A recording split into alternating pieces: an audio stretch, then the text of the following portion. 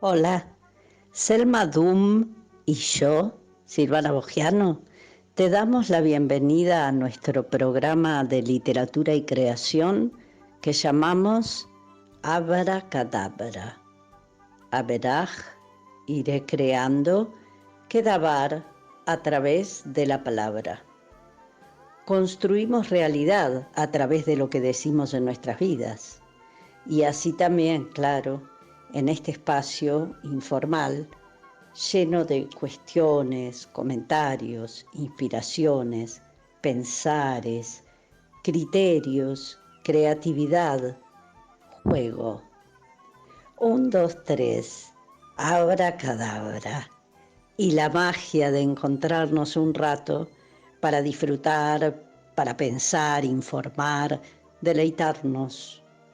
Un rato para estar en compañía de la belleza, la alquimia, de lo profundo, de lo poético, ese tesoro inusual durante nuestro andar diario. 1, 2, 3, abracadabra, averaj kedabar, para encontrarnos con la palabra, recuperando lo que es también la vida, una larga, inesperada conversación. Buenas tardes, audiencia querida de todos los lunes, hoy con un lunes picadísimo. ¿Cómo están? Hola, Selma. Hola Silvana.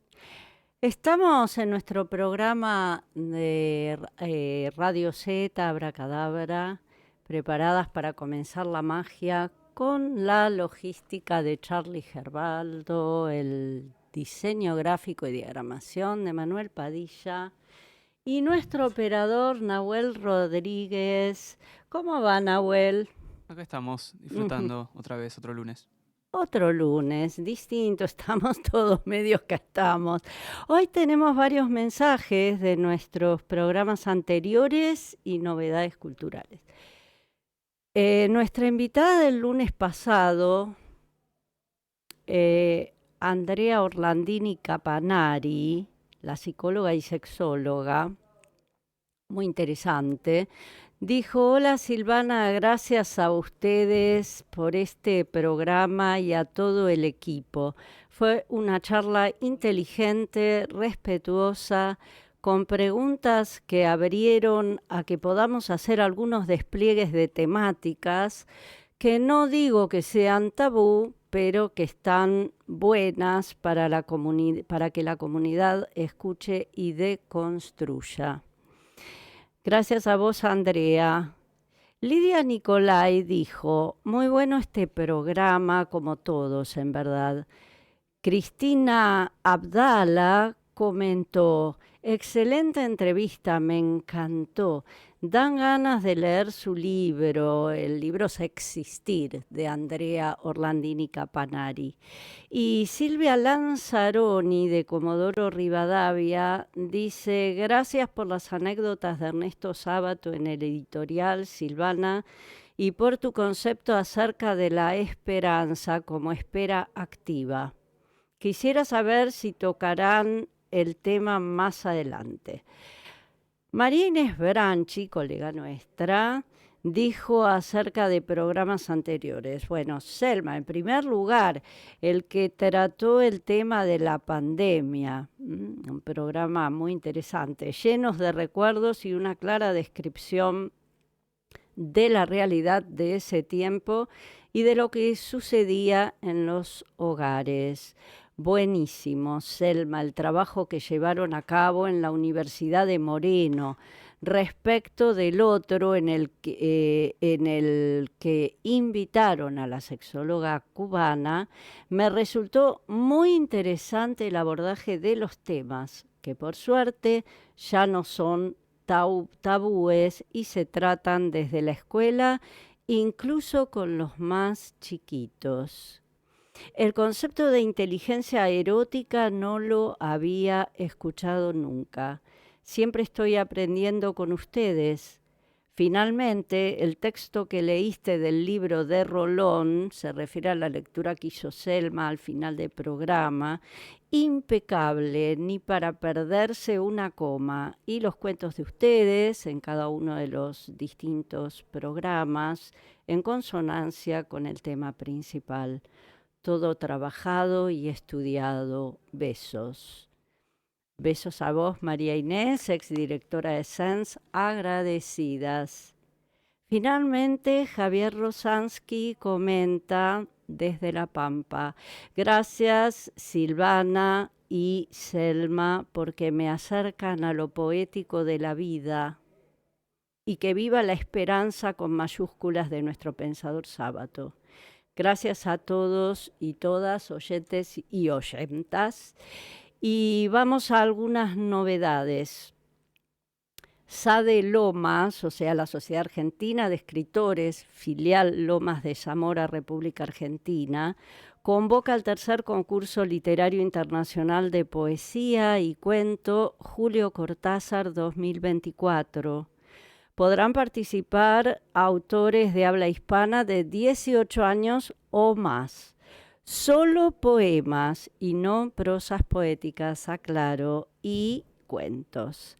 Se recibirán las obras a partir del 1 de junio del 2024 y cierra el plazo el 31 de julio a las 23:59 horas de Argentina. Los archivos de las obras que no resulten premiados serán eliminados. Habrá premios y diplomas recién en diciembre de este año. Por último, la información de que se abre el Festival Internacional de Poesía, FIP, en el mundo. Es la 18 edición, 18ª en realidad, edición, y es del 1 al 30 de mayo. Es la poesía en acción universal por la paz, respeto y cuidado de la vida. Y vamos con un mensajito de Selma y ya la cortina musical luego. Bien, tengo un mensaje de mi maestra de 7º y 6º año de la primaria, de 6º grado, Mabel Biseglia, que me dice, bueno, que ella no está tan de acuerdo con hablar de las cuestiones de transgénero en los niños pequeños, ya que ella entiende, son muy poquitos los niños que tienen dudas acerca de su género, de su sexualidad en una temprana edad. Dice, ¿cuántos chicos de 5 o 6 años van a cuestionar el sexo que les tocó? Si estuvieran en la previa adolescencia, lo entendería. No estoy de acuerdo, ella también ha sido maestra, y no caprichosamente. Son situaciones extrañas, no hay que volverlas comunes, ni tampoco imponerla. El chico debe vivir su niñez con lo que corresponde a esa etapa.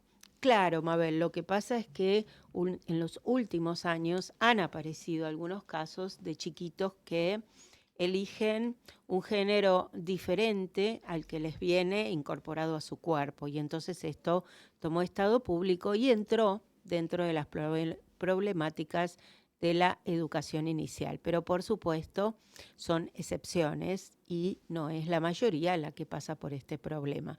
Muchas gracias por tu comentario. Se nota que estás muy atenta a todo lo que decimos. Un abrazo enorme. ¿Vamos a la cortina?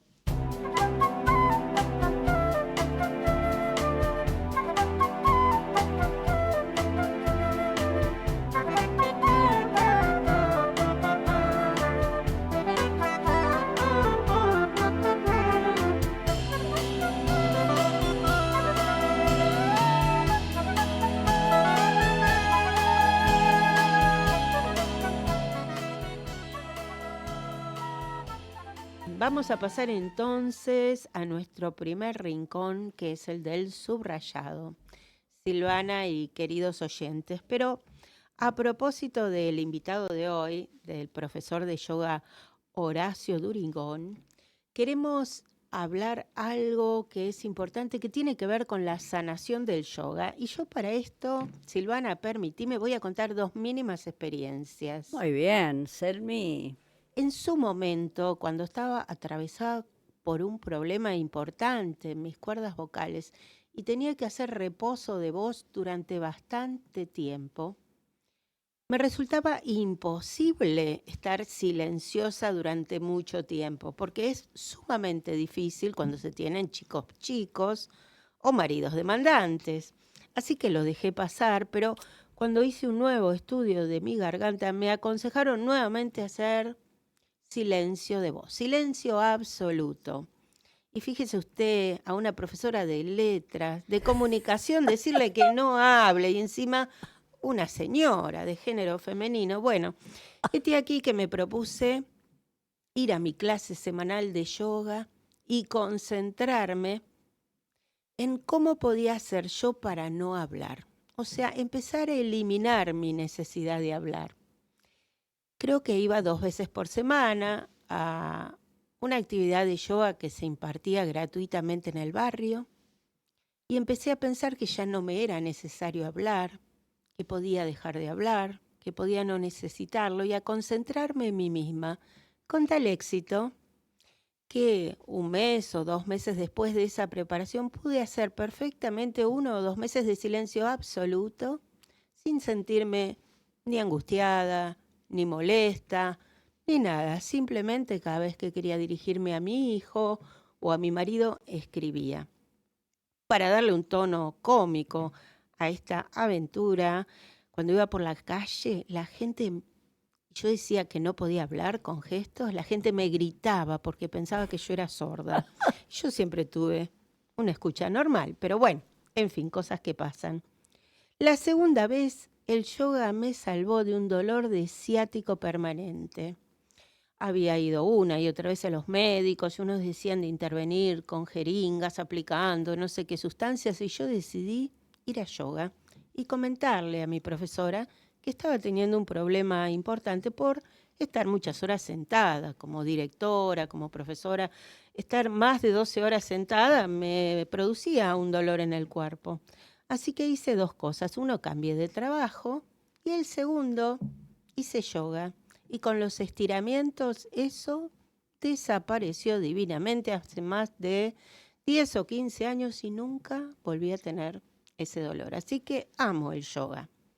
Pero vamos a nuestro deber de leer nuestro subrayado. Hoy elegí un libro que se llama Autobiografía de un yogi, escrito por Paramahansa Yogananda en 1946 y recién traducido al castellano en el 2009. Fíjense cuántos años pasaron, por Teresa Cerdeira.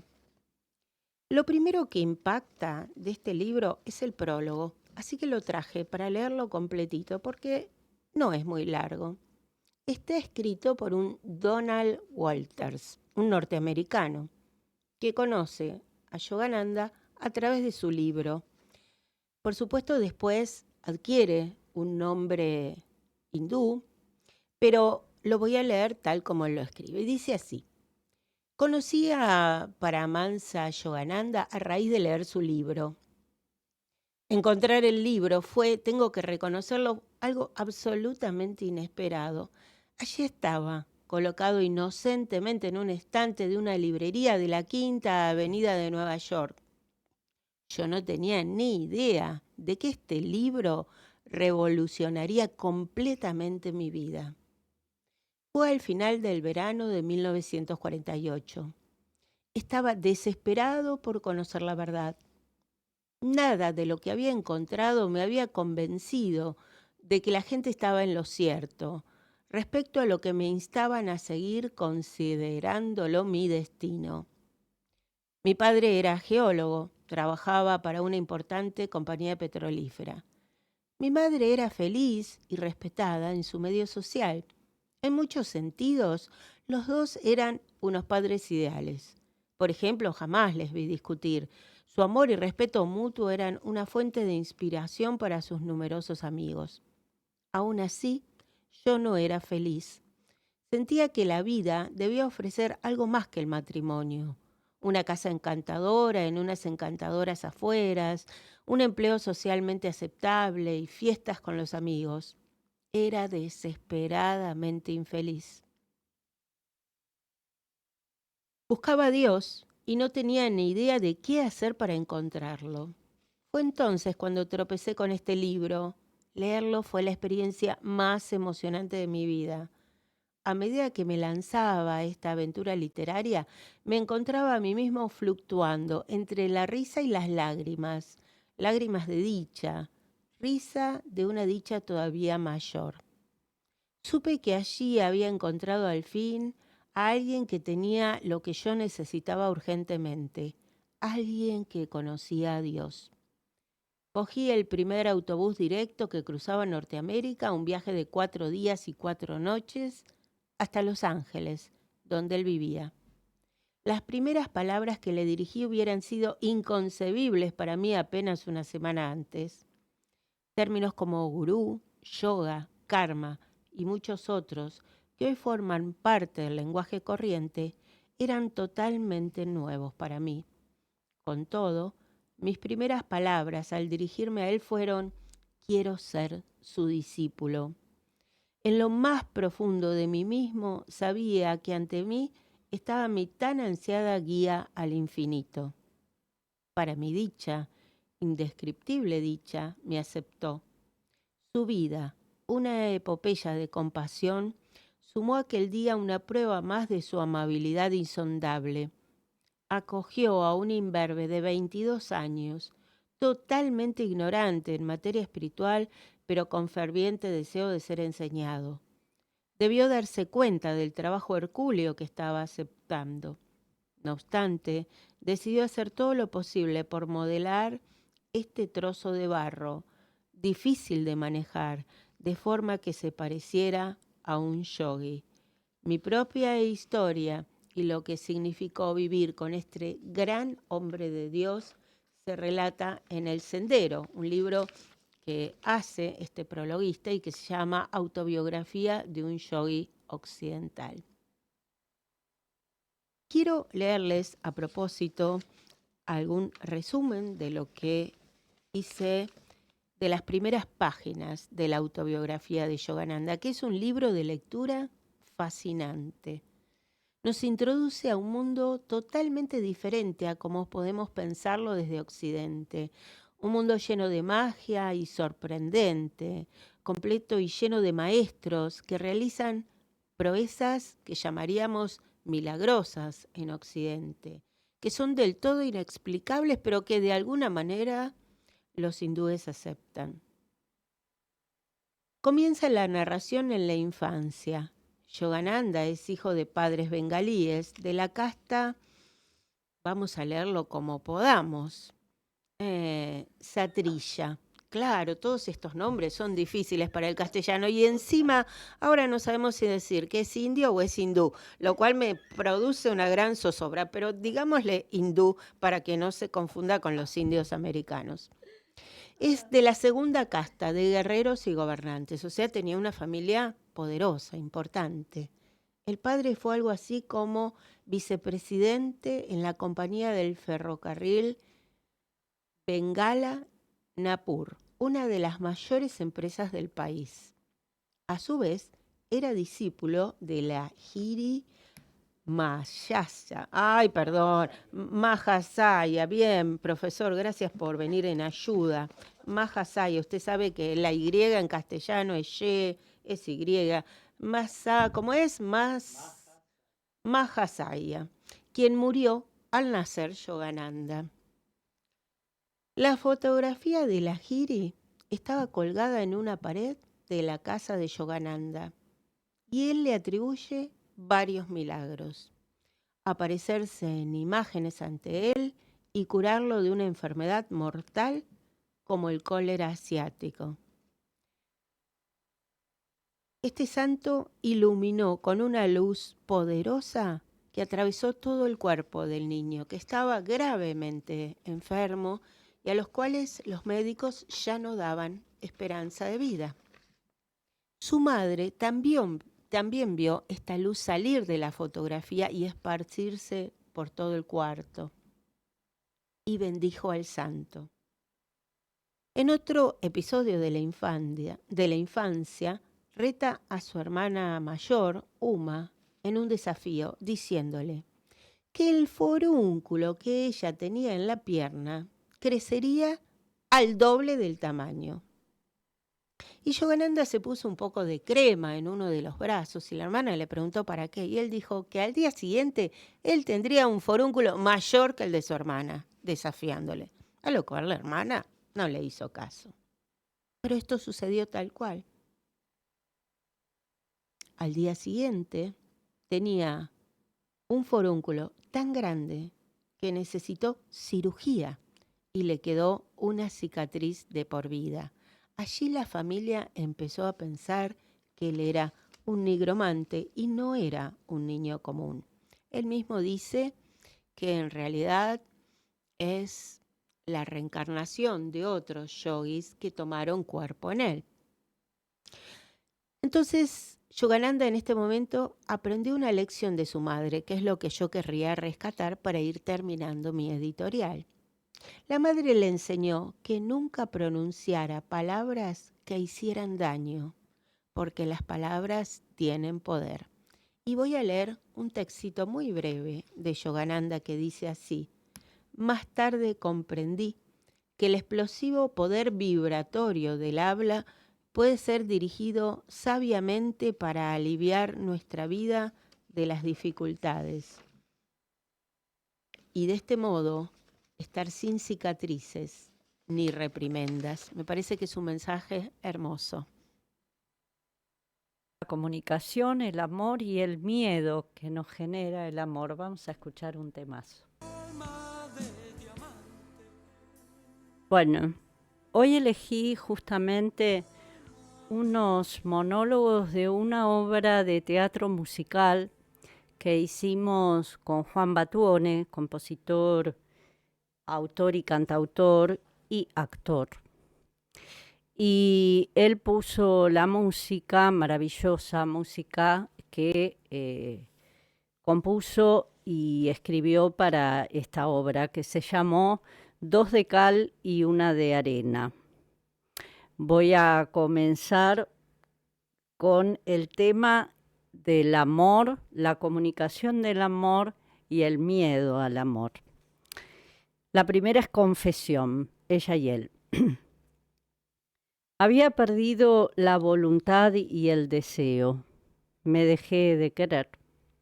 Me abandoné a mi propia suerte, a mi mala, mala suerte que me rondaba y me tallaba.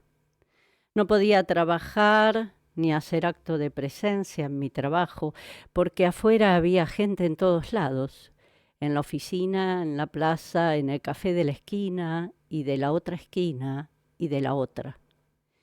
No tenía dónde refugiarme, no había dónde refugarme, irme de mí como a los brazos maternos. Trampa, refugio, cobijo sospechoso y usurero. ¿Cuántas facturas había pagado por ese engaño cobijo? No las recordaba ya. Esa mañana salí a la calle y el sol impertinente se me metió entre las pestañas. Tuve que esforzarme ante la luz y aceptar el calor. Entonces entré a un banco y me encontré con él. Yo era una intelectual nata que improvisaba la ternura y me salía mal.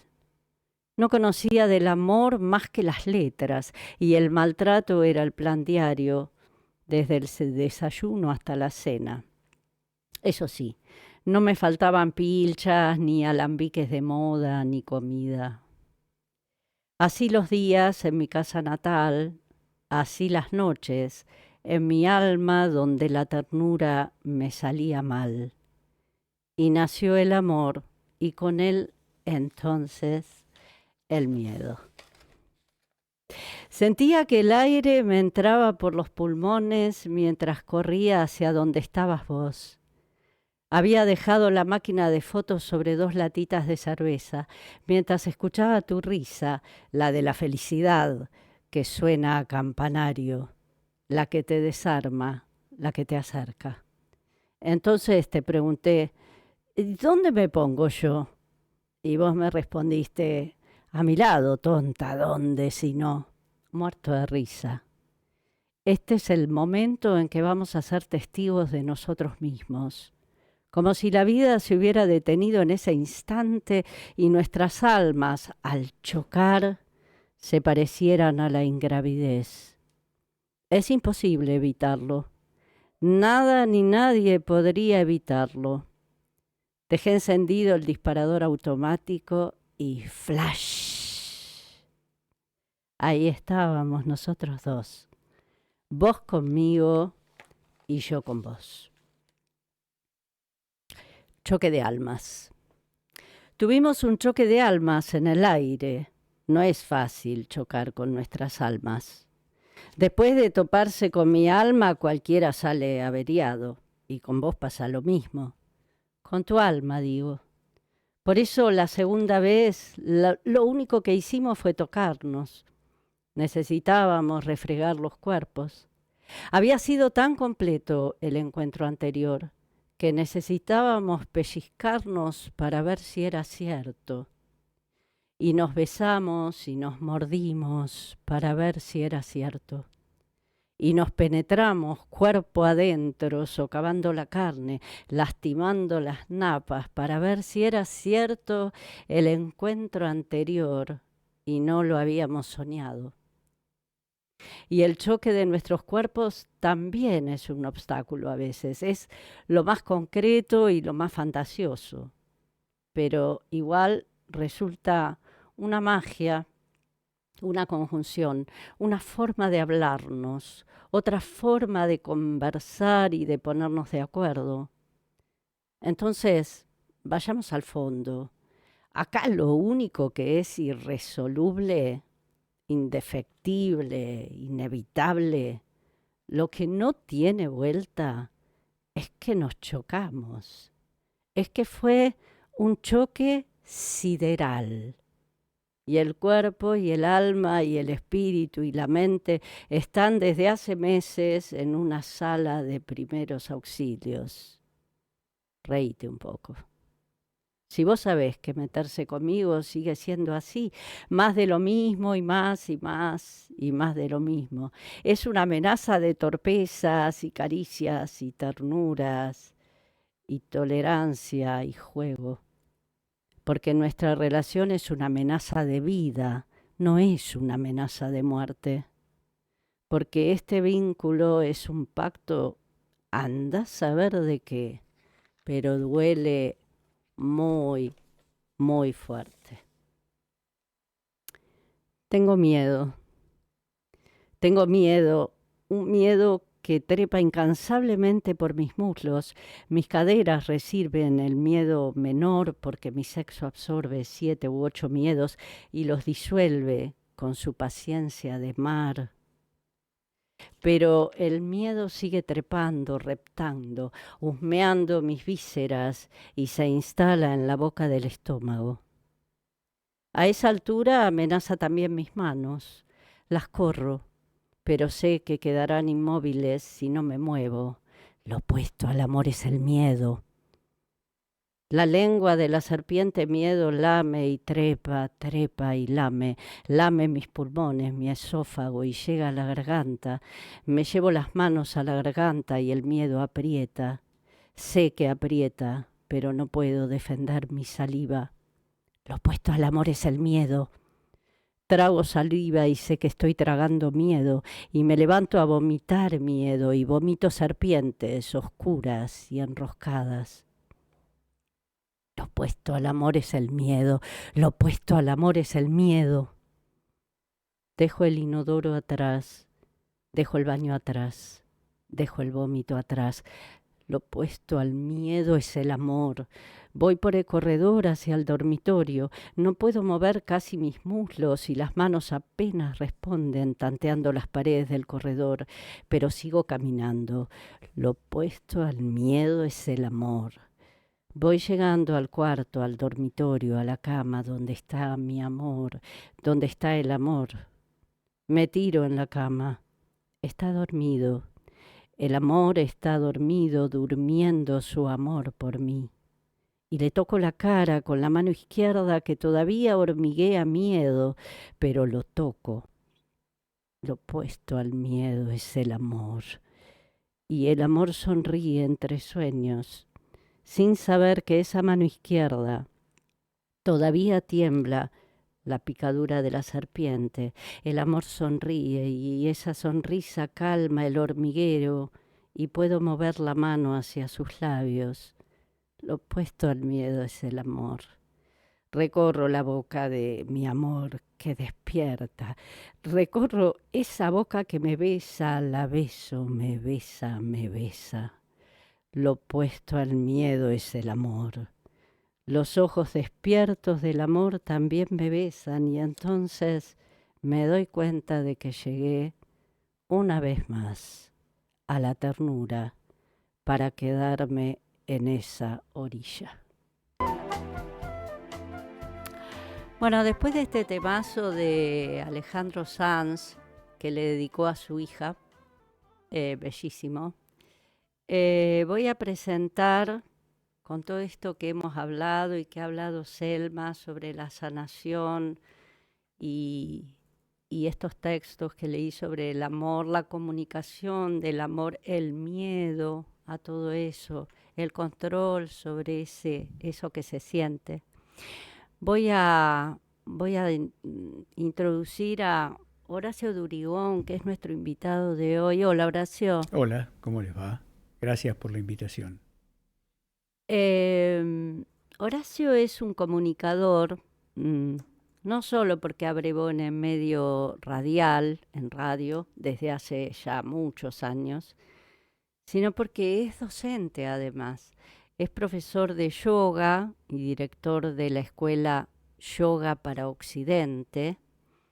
Encontró el yoga en 1974 como actividad en el Club Gimnasia Esgrima de Buenos Aires, en Geva, donde se unió al grupo que practicaba y estudiaba ideas del yoga, su historia y diferentes modalidades.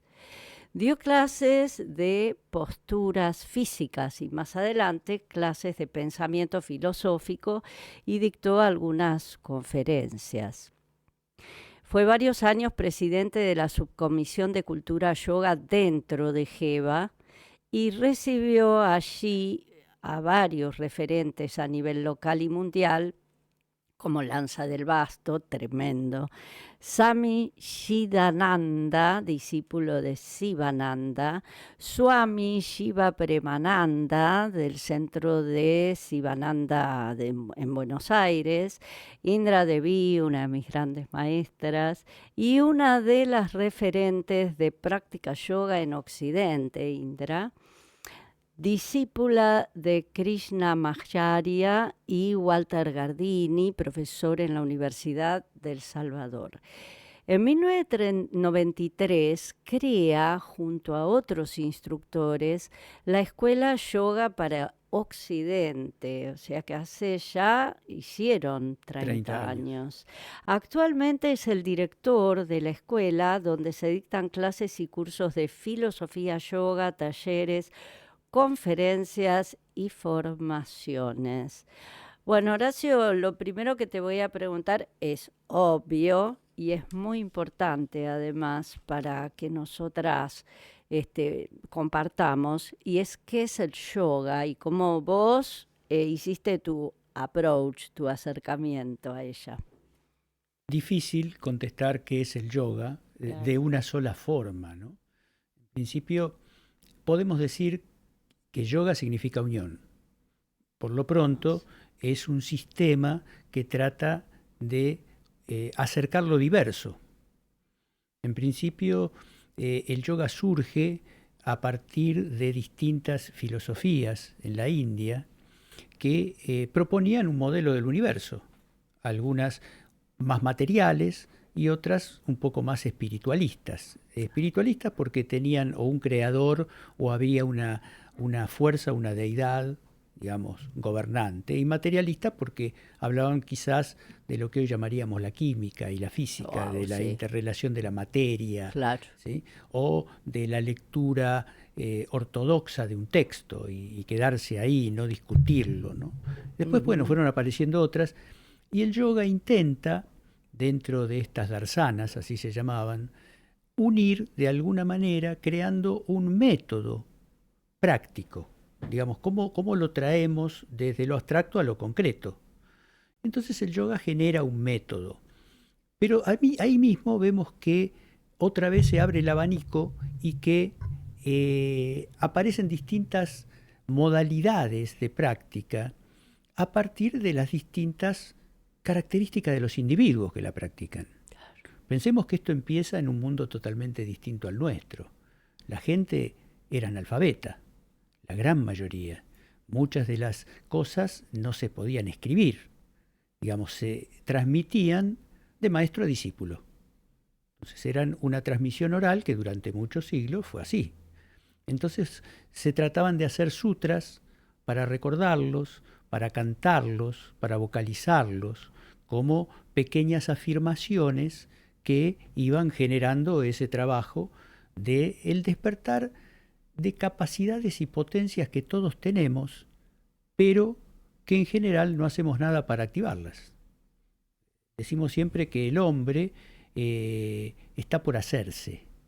El hombre y la mujer, ¿no? El hombre como genérico, digamos, la búsqueda del ser como aquello que actúa, no como algo permanente, inamovible, sino la capacidad de interactuar en este mundo con una conciencia elevada, ¿no? Por eso decimos los pies en la tierra y la cabeza en el cielo, ¿no? Es un poco lo que se intenta. Horacio, antes de que comenzáramos este bloque, nos explicabas a micrófono cerrado esta diferencia entre actuar frente al mundo o reaccionar frente al mundo. ¿Por qué no lo explicás a nuestros oyentes? Pues me pareció un concepto sumamente rico. Mira, lo asombroso del yoga es la modernidad. Parece una cosa que no concuerda, ¿no? Una práctica o una serie de pensamientos de hace siglos atrás, en este momento. ¿Y cómo hago esto? Bueno, lo estamos viviendo por el crecimiento de la difusión de la palabra yoga. Básicamente nos preguntamos, ¿qué es lo que somos?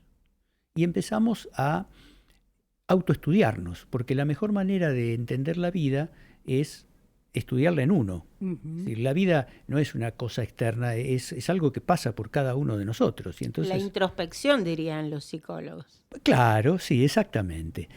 Danza del Basto, en aquella conferencia que dio en el Club de Gimnasia de Esgrima, vino y dijo, la práctica es dar vuelta a los ojos. En lugar de mirar hacia afuera, mirar hacia adentro. Conócete a ti mismo, que tiene tantos siglos. Exacto. Todas esas palabras son palabras que tratan de significar el trabajo del autoestudio. ¿Descubriendo qué?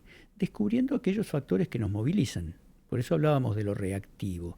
O de la palabra yo lo dividimos en multiplicidad de yoes. No somos uno, ni siempre el mismo. Esto es fácil de observar. Cuando te lo dicen, vos decís, ¿cómo no me di cuenta que yo en el día soy muchas personas diferentes? Cuando estoy trabajando soy uno, cuando llego a mi casa soy otro, cuando me voy a dormir con mi señora soy otro, cuando, digamos, la vida me va movilizando y me va descubriendo que soy en función de las circunstancias. Entonces el yoga empieza a trabajar desde ahí. Primero con algunas pautas de pensar en lo que nos moviliza. Y dice, el hombre está movido por 5 fuerzas generales. La violencia, la mentira, la codicia, la inmoderación, el querer apoderarse sin esfuerzo de las cosas. Y esto genera un montón de reactivos. Entonces uno empieza a observar y dice, no, ¿qué es la violencia? ¿Qué me violenta? Claro. Entonces por ahí uno se da cuenta que lo violenta una idea, que lo violenta una cara, que lo violenta una actitud. Y entonces empezamos a estudiar la violencia en nosotros, la mentira en nosotros, el autoengaño, la apariencia. Y todo eso, si lo vemos en este mundo, decimos, pero esto es lo que está dando vuelta por todos lados. ¿Te puedo interrumpir un minuto? Por favor, no, conversemos. Me resuena muchísimo Krishnamurti. en la libertad Ajá. primera y última, Sí. que dice que no hay cambio posible si no comienzo por mí misma. Bueno, ¿no? Krishnamurti es un gran pensador que intentó volver a traer a la capacidad del practicante su propio camino, Sí. como todos. Cada uno, por eso, si ponemos uno puede decir, ¿qué tiene que ver Paramahamsa Yogananda con Krishnamurti? Y bueno, primero que tienen un grado de espiritualidad magnífico. Segundo, son comunicadores maravillosos, porque Extraordinarios. arrasaron Bueno, y tienen, digamos, una búsqueda de la verdad, cada cual en su camino. Así que ese yo es el creo que punto. encuentro muchas similitudes, aunque sean diferentes las prácticas y que haya diferencias entre uno y otro. Diferentes los lenguajes, Claro. no las prácticas. Ujú. La práctica siempre termina siendo la meditación o la propia observación profunda, sin juicio y sin reacción. Fíjate vos que Bien. la meditación es un sistema que te lleva a no reaccionar. Y después tiene una palabrita que la podríamos decir como síntesis, que es aprender a soltar. Decimos muchas veces como símbolo que nosotros estamos siempre con el puño cerrado. La meditación nos ayuda a abrir la mano, ¿no? Y soltar, dejar que eso vuele. Horacio, me gustaría que cuentes la diferencia muy clara que para mí vos haces acerca de lo que es dentro de la meditación, la atención y la concentración, porque es muy... Y la diferencia de meditar y relajarse también, ¿no? Bueno, ese es parte del camino. Todo comienza por el ejercicio de la atención. ¿Dónde ponemos la atención? La atención decimos que es de 3 modos diferentes. La atención mecánica, que es la que todos tenemos cuando no estamos en ningún lado, pero tenemos una pequeña atención para no tropezar con el escalón, para cruzar la calle, ¿no? Hay una atención dispersa. La atención emocional, que es aquello que nos absorbe, que nos cautiva, que es lo utilizado sobre todo por todos los medios de difusión, ¿no? Hoy en día hay algo que te quiere subyugar. Y entonces busca las debilidades que tenemos cada uno de nosotros o las características para decir, poné tu atención en esto, porque esto es interesante o esto es bueno. Que es lógico y lo tiene que utilizar cualquier escritor. Por ejemplo, para que la persona no se quede en el primer capítulo y siga leyendo una obra o siga viendo un teatro o lo que sea. Y después está la atención consciente que requiere un esfuerzo. Tengo que ponerme ahí, ¿no? Es como también cuando el escritor dice es trabajo. Escribir es un trabajo. Yo me tengo que sentar y aunque no escriba nada, sentarme, ¿no? Ustedes lo saben mejor que yo. Perdón con el micrófono. Entonces, primero tenemos que trabajar con esa atención dirigida a algo. Ya eso es todo un ejercicio. La relajación es un método para fijar la atención en algún lugar. Entonces vemos que los métodos de relajación siempre apuntan a que llevemos la atención por distintas partes del cuerpo, que los pies, que ya está todo, bueno, ya me relajé. La respiración es otro gran instrumento. Fíjense ustedes qué inteligencia que tenían estos hombres, que no ponían elementos externos, trabajaban con lo que ya tenemos. Entonces no tengo que ir a buscar otra cosa. Si bien hay muchos ejercicios con la vela, con el símbolo, con ejercicios dispersos, ¿no? Pero primero trabajamos con la atención. La atención es encontrar un foco.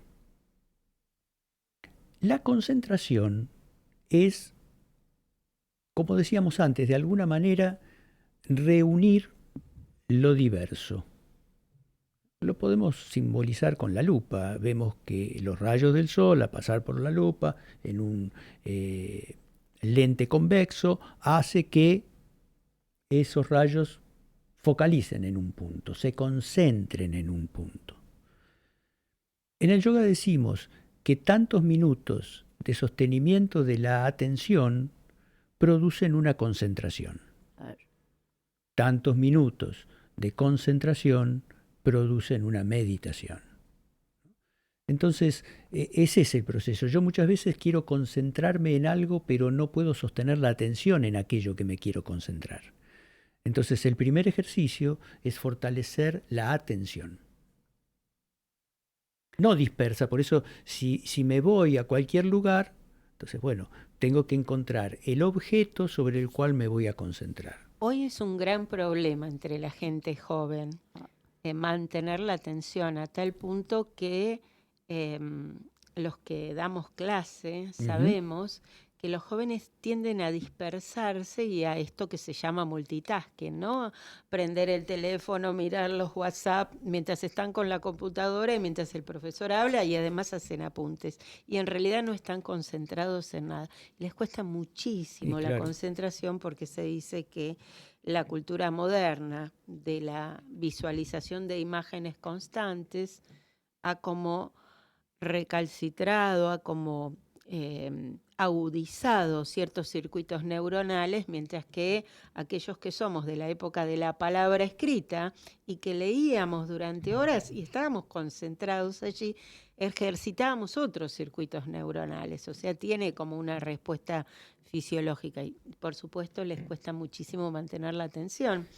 Y sin mantener la atención no hay aprendizaje, digo, fundamentalmente. Claro, pero también hay una cierta perversidad de aquellos que no le interesa que la gente acceda a un pensamiento crítico. Seguramente. Sí, creo que es un éxito del sistema muy interesante en los últimos tiempos. Es así. Claro que sí. La intención, y incluso le damos valor a la diversión. Claro.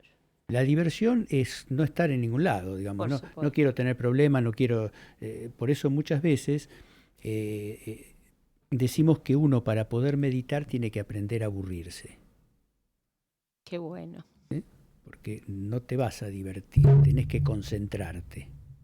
En realidad es hacer consciente que ese tiempo es un tiempo vago, porque no hay... para mí no hay nada más triste que la palabra pasatiempo, ¿no? Pasatiempo es pasar el tiempo, en realidad, que no es lo mismo por ahí hasta que divertirse. No, claro. Necesita hasta divertirse. Sí, pero me esto acuerdo. el pasatiempo me parece tremendo y tiene mucho que ver con lo que estás diciendo, que es hacer consciente que uno...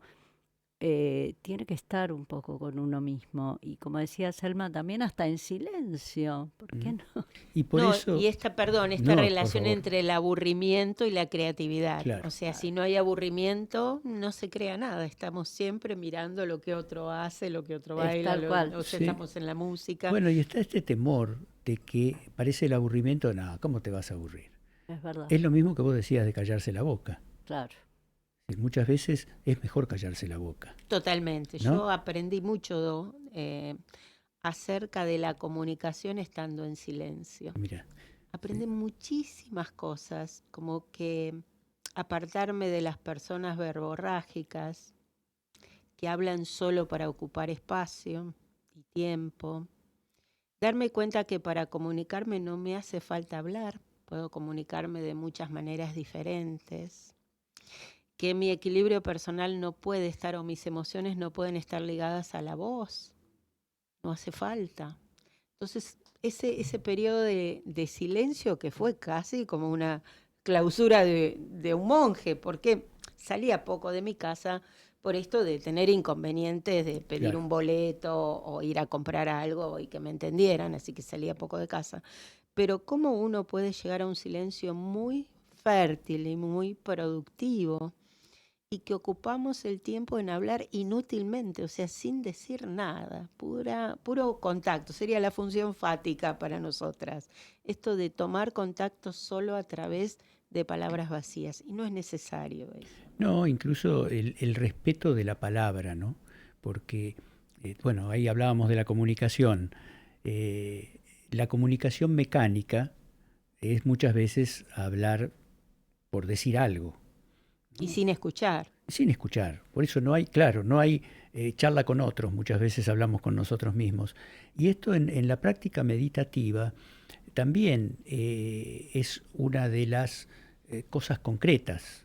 el silencio, el poder sostener ese silencio introspectivo durante un tiempo, la quietud del cuerpo relajado para poder permanecer, ayuda a que la mente vaya encontrando su propia calma.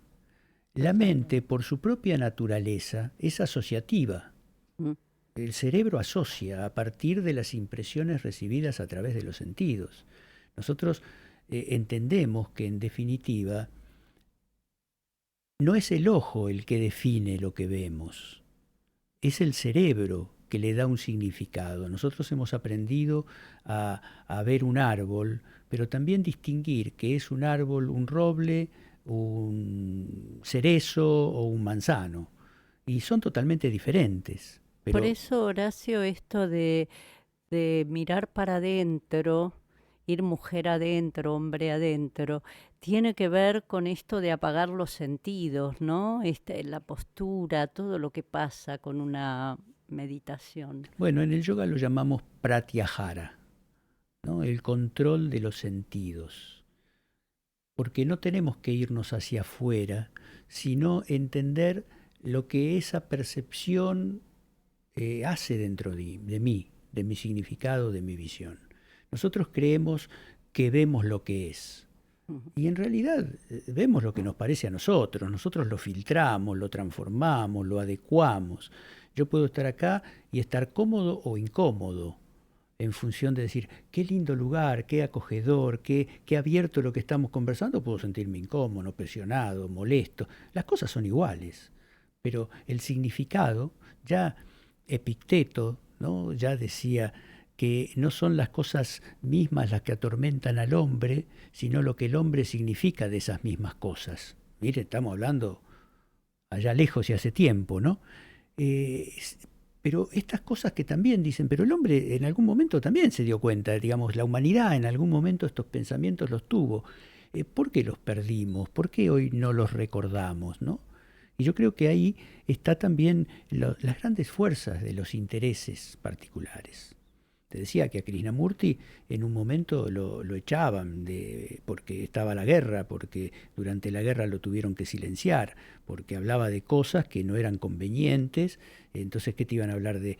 No estoy a favor de la guerra, no estoy a favor de la Sí. mentira o de la propaganda. Entonces, claro, esas cosas también fueron En ese libro de cuestionadas. La libertad primera y última, Sí. algo así se llama Sí, se llama ese así. libro, Sí.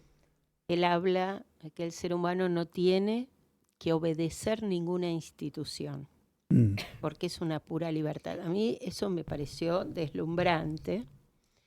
Y el tema de pensarlo desde ahí, que uno puede tener un culto y ser religioso, pero como la institución no tiene derecho sobre uno mismo, ¿no? Entonces eso me pareció magnífico y a su vez terriblemente peligroso y revolucionario. Alguien que dice no le hagas caso a las instituciones, ¿no? Porque esto quiere decir no le hagas caso al gobierno, puede llegar a ser.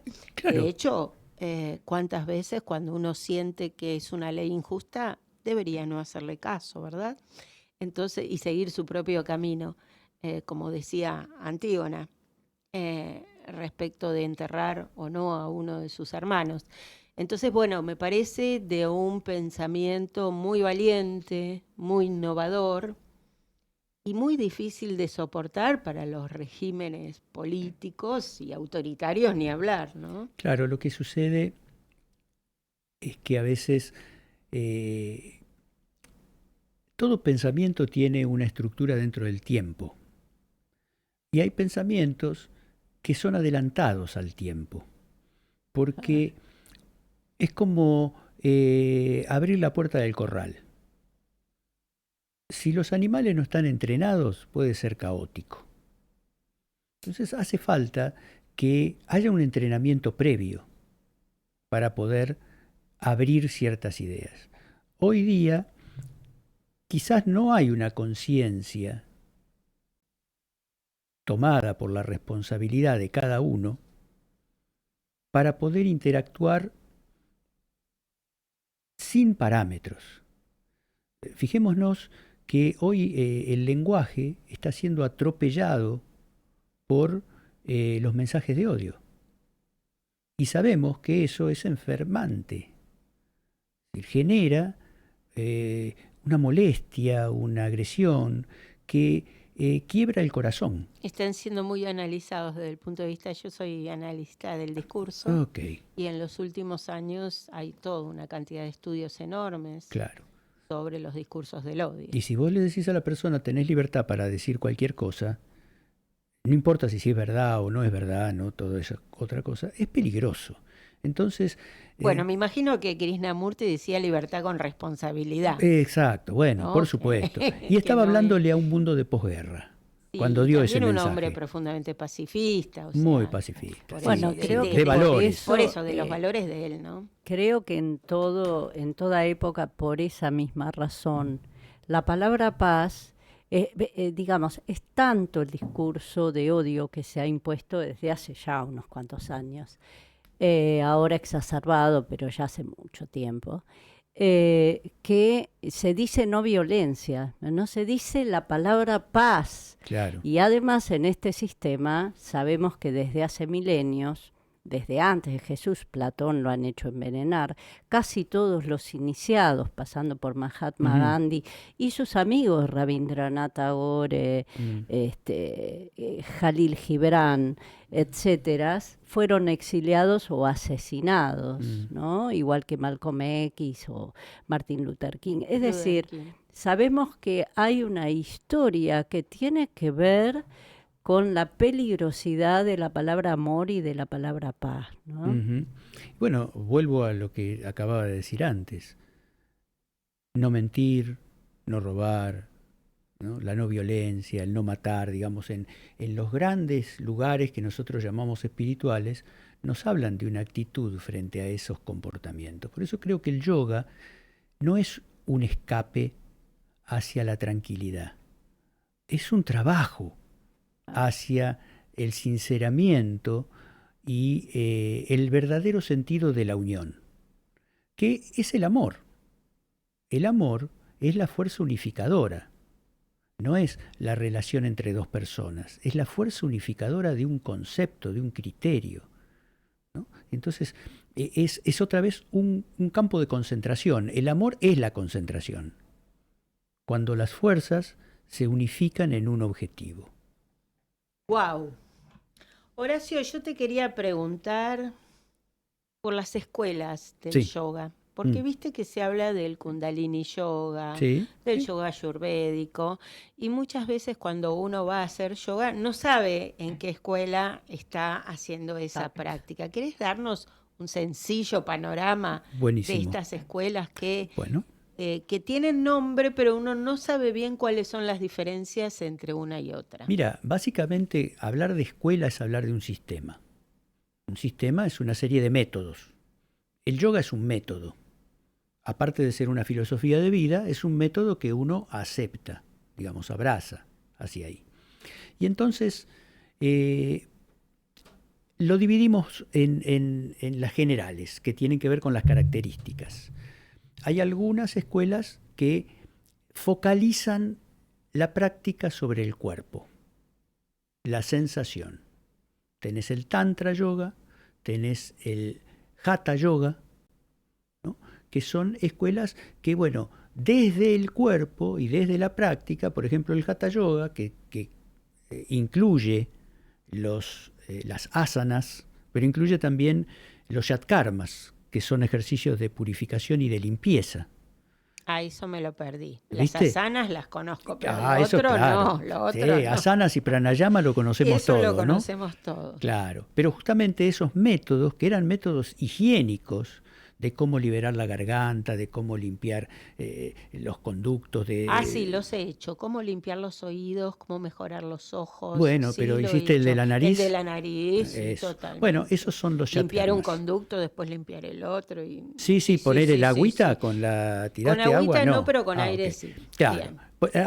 Por eso, hay húmedos y hay secos No, también, debe con haber un sido hilo. seco Con nomás. un hilo, ¿viste? Bueno, pero Debe son haber de sido las, seco, de pero las sí, tradiciones, de ¿no? la garganta, Claro. he hecho varios. El Hatha era el movimiento que, digamos, teníamos alguien a quien imitar y seguíamos esos movimientos. Sí. Otra vez, no necesitaba ningún conocimiento, ningún razonamiento, ni nada. Iba a través de la sensación del cuerpo. Pero eso me iba llevando al proceso meditativo por fijar la atención a las sensaciones que se producían mientras estoy haciendo la Exacto. gimnasia. Que esto es a veces lo que no se enfatiza hoy en día en las clases de asanas, que también incluyen en otros Y métodos. eso es muy importante para mí que lo aclares, porque lo decís muy claro vos. Bueno, concretamente se llama dristi, que es donde está el punto de la concentración en cada movimiento o en cada asana. El asana es una postura que tiene ciertas características, no es un movimiento, porque de repente el mismo movimiento lo podés ver en pilates, lo podés ver en la No, gimnasia está muy sueca. pautado, está Pero muy pautado en acá yoga. vos tenés que tener la postura así y la piernita de adelante es así y la Y de hay que atrás es así. aprenderlo, porque no es sencillo. Por eso es un ejercicio también mental, Sí. ¿no? Y de actitud emocional. Y entonces cuando uno Ni logra... hablar del saludo al sol. Bueno, perfecto, pero por Mirá favor, que vamos. esto es muy grande y lo tenemos Claro, que sintetizar en un conteste. programa de radio. Sigamos. Después de 30 años de estudiar todo esto, imagínense, ¿no? Ya lo creo. Entonces el hatha, como te decía, y la atención está fija en las sensaciones que el cuerpo me devuelve, físicas, emocionales y mentales, porque de repente yo puedo estar en una postura invertida y ¿qué pensamientos aparecen cuando estoy en una postura invertida? ¿Qué pensamientos aparecen cuando hago la relajación o la postura de savasana?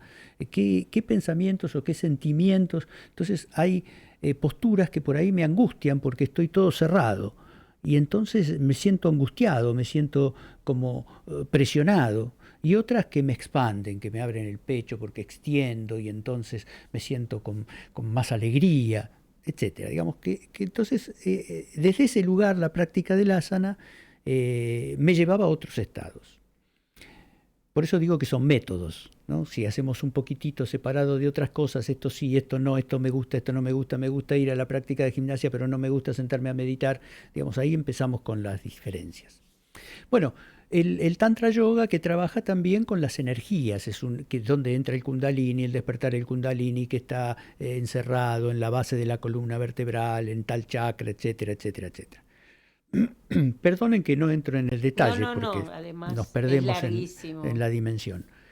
tema. Después tenemos los ejercicios que son más emocionales, los devocionales, el Bhakti Yoga, el Karma Yoga, que es el yoga de la acción correcta, el Mantram Yoga, que a través de la repetición de ciertos cánticos u oraciones hacen que uno entre en otro estado mental también, ¿no? Cambia la energía, atrae otro tipo de cosas, se abren ciertos canales. O la entrega a Dios. Paramahamsa Yogananda era un Bhakti Yoga. Entonces su camino era la experiencia directa de Dios. Él lo llamaba la Madre Divina. Entonces se conectaba y iba llegando a eso a través de la apertura a lo superior. Y después tenemos aquellos yogas que son más de la mente. Y entonces tenés el Raja Yoga, que es el yoga que trabaja con el despertar de la conciencia, o el Ñaña Yoga, que trabaja a través del estudio de los libros sagrados y trata de interpretar lo que en realidad podrían ser esos significados, y que también nos ayudan a entender de que el yoga evoluciona igual que nosotros, y que nosotros hoy no podemos seguir pensando igual que hace 2000 años en la India, de que necesariamente tenemos que vivenciarlo de otra manera, porque nuestro entorno es distinto. Nuestra circunstancia laboral, alimenticia, ha cambiado. Entonces, por eso vemos, y también uno podría decir, bueno, dentro de esas escuelas hoy hablamos de Ashtanga, hablamos de Iyengar, hablamos de clásico, dinámico,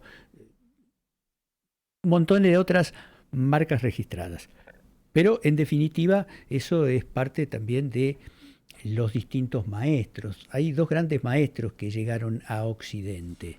Krishnamacharya, a través de Iyengar, Sivananda es otro de los grandes maestros, que son métodos diferentes de enseñanza. Algunos más duros, más exigentes, otros más amigables, podríamos decir, ¿no? Y después, bueno, hoy vemos que nosotros tenemos que trabajar con cuerpos occidentales, por lo pronto ponemos algún otro elemento, un lazo, una cinta, un rolo, para que tengamos otra comodidad, ¿no? Entonces decimos, hoy para meditar podés sentarte en una silla. Sí. No te tenés que sentar en el piso haciendo el loto, porque ¿quién lo hace? ¿No? Eso son cosas, más o menos, ¿no? Espero Sí. contestarte, darte una idea. porque yo hacía Hatha Yoga, sí teníamos a veces alguna clase de Kundalini, pero sí nos hacían mucho hincapié en el tipo de yoga que estábamos haciendo. Y entonces siempre me quedó esta pregunta por otros tipos de yoga Claro. que no he transitado. No, y bueno, y tienen que ver con la característica, insisto, del individuo. Porque para algunos, por ejemplo, les cuento una anécdota, Claro que sí. ya que lo trajimos a Paramahansa, porque cuando nosotros nombramos alguna entidad, esa entidad viene, aunque sea por nuestro recuerdo, ¿no? Y entonces, por eso es importante nombrar, ¿no? Y recordar a aquellos que no están, pero están en nosotros. Cuando yo leí por primera vez Autobiografía de un yoga, que vos dijiste que en 2009 estaba, pero en realidad estaba Sí. traducido al castellano desde mucho antes, porque yo lo leí antes. Bueno, Digamos. a mí ¿Sí? me apareció como ¿Viste? esa fecha. Mira, Vaya a ser. no, porque puede ser ese autor que lo publicó en 2009 o esa traducción. Puede ser. Esa es otra cosa, que se ven en los libros, ¿no?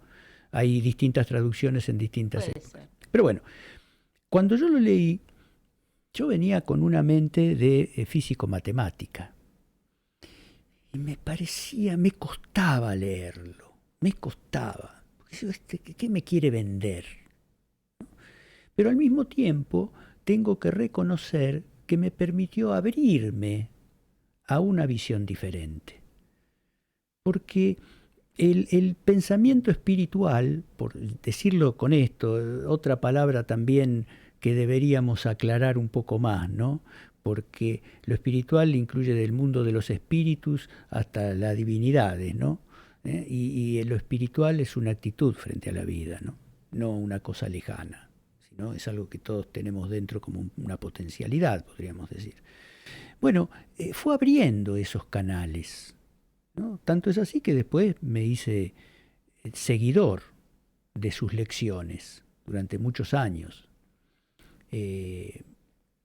Entonces, de alguna manera, aunque uno no se da cuenta, estos pensamientos van haciendo su trabajo dentro de nosotros. Por eso, una de las cosas que se dice es leer libros espirituales, o por lo menos de ese camino, o de esa tradición, o de lo que querramos saber, que implica también un ejercicio de concentración. La lectura es un ejercicio meditativo.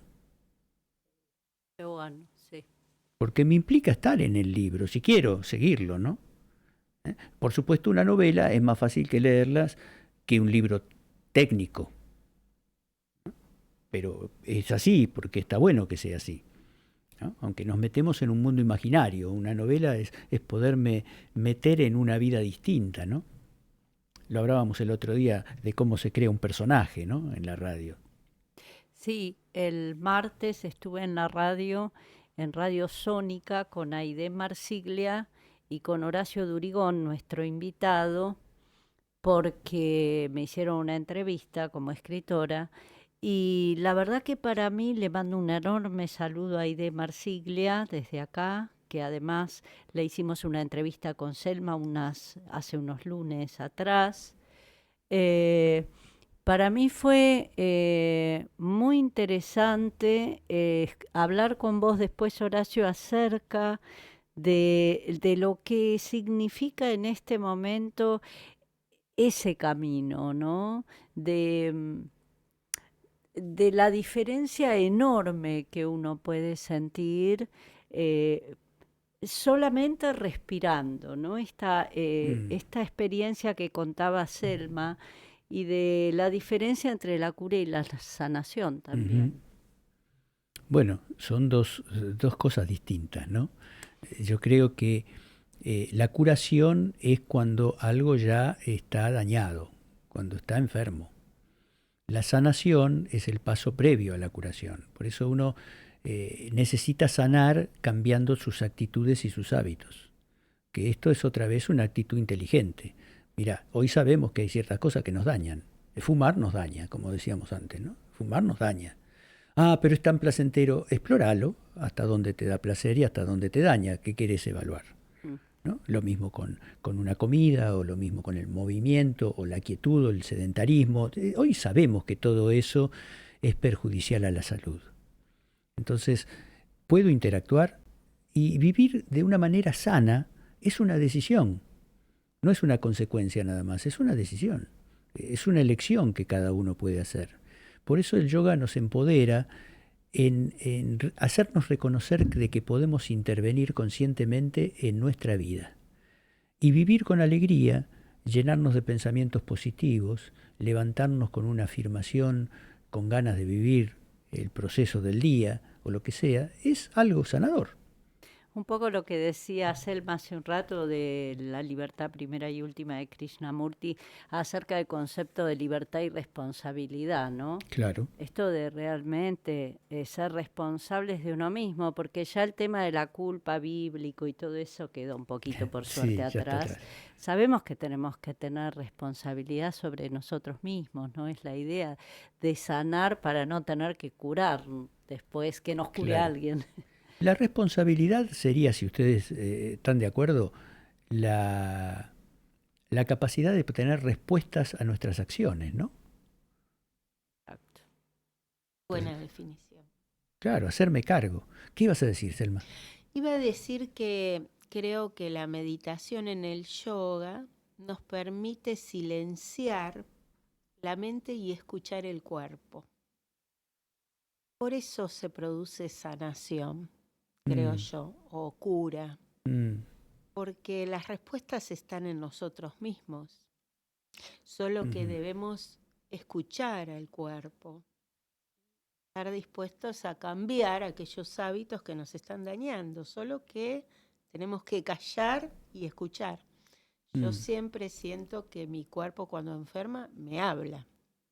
Me dice algo. La cuestión es encontrar qué modificar y animarse a hacerlo, ¿no?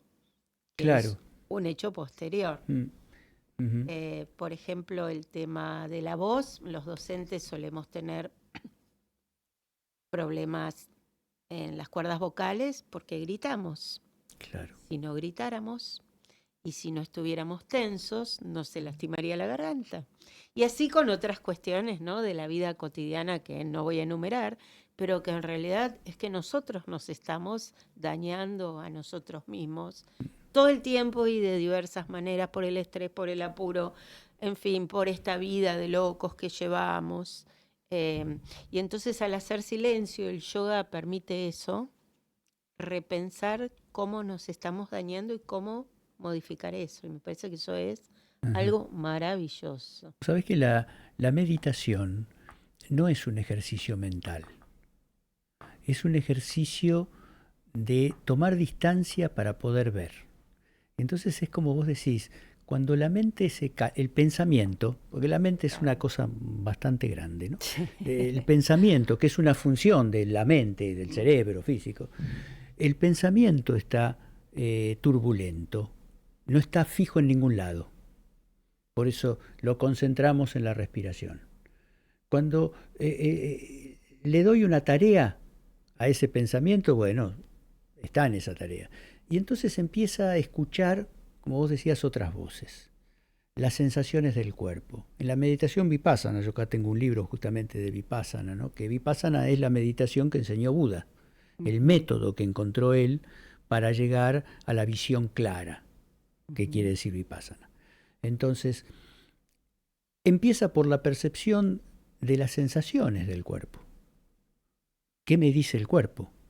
Acá me pica, acá me duele, acá me molesta, acá siento burbujeo. Trabajar sobre eso. Y después también es observar qué pasa dentro del pensamiento. Entonces, en algún momento encuentro un pensamiento que no sé de dónde viene. ¿Será un pensamiento divino? ¿Será un pensamiento intuitivo? Bueno, aparecen. Entonces, aparece otro tipo de conciencia, ¿no? y poder escuchar lo que es. Por eso se habla del desapego y del no juzgar lo que veo.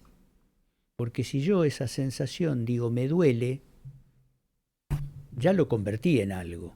Pero si yo eso lo puedo ver sin definir, posiblemente esa sensación pase y se transforme en otra cosa. Ahí tenemos la discusión con Kant y necesitaríamos a un filósofo, porque yo tengo entendido que Kant dice que no podemos pensar sin categorizar y juzgar, ¿no? Y bueno, y estamos de acuerdo con él. Por eso, dejar de juzgar es muy difícil. Pero hay que ver. Hay que ver. Pero en un campo, yo te diría que tiene razón. No podemos. No, yo digo, es posible. Claro. Porque, otra vez, el poder es la capacidad de hacer algo. Yo creo que más que poder tendríamos que hablar de capacidades y de potencias. Potencialmente, todos podemos. Tenemos la potencia. ¿Qué querés desarrollar? ¿Querés desarrollar la escritura? Yo digo, no, yo no puedo. No, yo no soy escritor. Empezá por ahí. Sacá el ser del medio. No escribo, que no significa que no pueda escribir. Totalmente. ¿No? ¿Viste? Es como cuando uno por ahí se levanta, se para delante de una hoja y dice, voy a escribir un poema. Y lo escribe. Estará bien, más o menos, mediocre, pero lo escribe. Entonces, ¿qué es lo que nosotros nos permitimos? Es ahí donde entiendo lo que dice Kant, porque es cierto, si no haces un trabajo no podés. Mejor, la gran mayoría, si no hacemos un trabajo. El yoga me dice que si vos haces un trabajo, podés desarrollar las potencias. Claro. Y es un muy buen trabajo el que hizo Kant antes de Descartes y tantos otros para forjar el sistema occidental que quería tener el poder que tiene justamente sobre nosotros.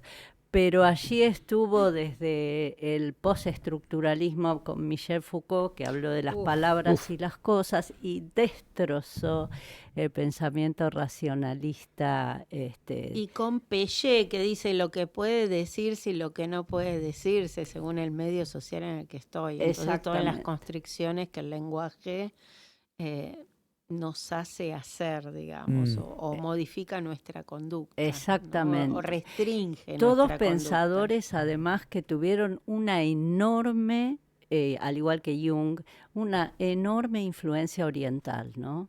Todos ellos, los nombrados recién, desde Foucault en adelante. Pero bueno, para no irnos por las ramas... Nos hemos ido por tantos lugares, ¿no? Sí, creo que le tenemos que pedir una conclusión porque estamos muy rico, sí. a poquitos minutos de terminar el programa. Lo primero es que decir dónde es el programa de radio Sónica y dónde estás vos con Aide. No, perdón. La radio, estás sí. Vos con Aide Marsiglia? Ok, en Sónica Más. Sí. Porque hay distintas Sónicas. Sónica Más, los martes de 19 a 20.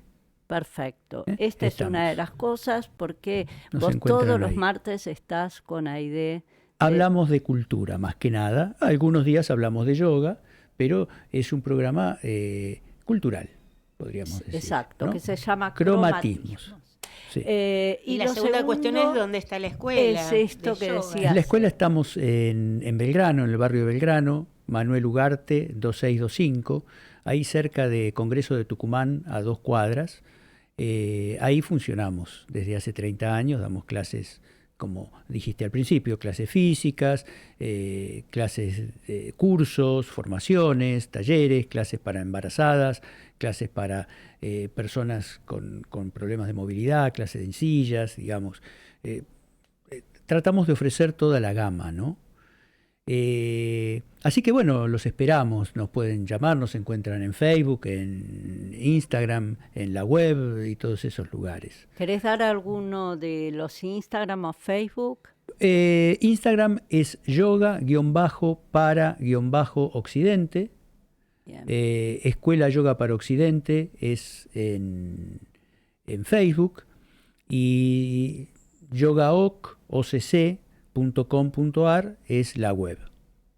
Bueno, Horacio, nos vamos con Pablo Milanés, nada menos, con un Yo no te pido, y nosotros lo único que pedimos es amor y paz. Y nos vamos, gracias Horacio. Una cosa nada más les digo, que no hay conclusiones, bueno, porque todo sigue evolucionando. La conclusión es la idea de que la cosa tiene que ser fija y permanente. Y el yoga nos dice que todo se mueve. Muy bien, maravilloso. Nos vemos el lunes. Vamos Gracias. con Pablo Milanés. Gracias.